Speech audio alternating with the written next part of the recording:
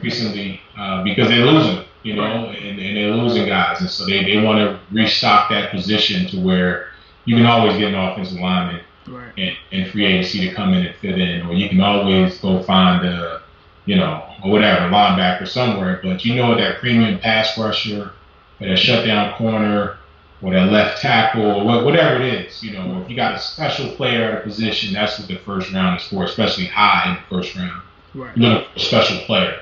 But their draft philosophy is like everybody else. They want the best player, and they have been picking low.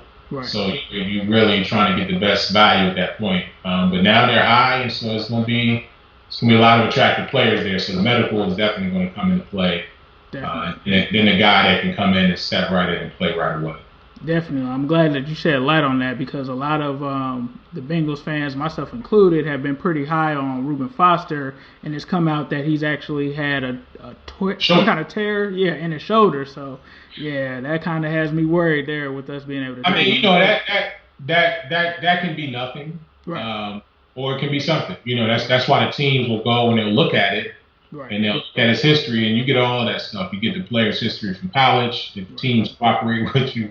Right. And it's been rumors that Alabama guys come out beat up. I know Nick Saban had an article last year about that's false and all these things. But I remember Trent Richardson had 2 knee surgeries before the draft, and Eddie Lacy had a foot or a toe or something he had when he was coming out. So you do have to worry about that with any prospect. I mean, I dealt with Myles Jack last year. He was coming off an injury, and that scares teams, that if a guy is not healthy coming in, he's never going to be as close to 100% once you start hitting again. So as long as the medical is fine and whoever did the surgery is a great doctor, and he'll let the team know, hey, this guy will come back fine. You just need to clean it up.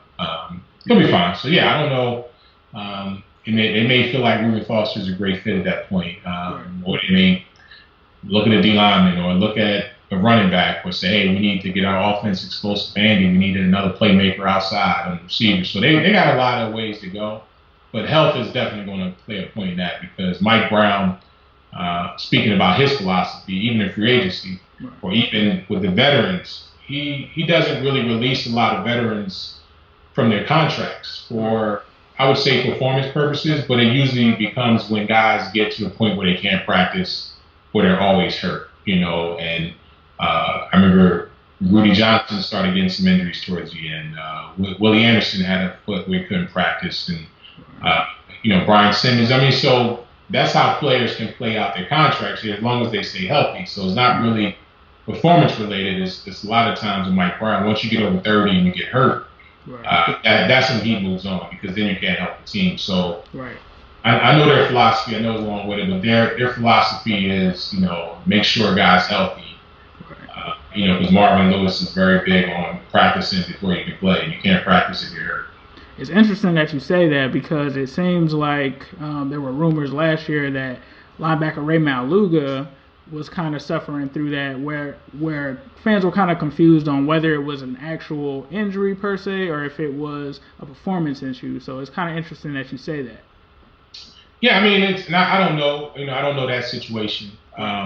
But there's a lot of things with players. I mean, I had 3 shoulder surgeries within my first 5 years. So there's times when guys are out there playing.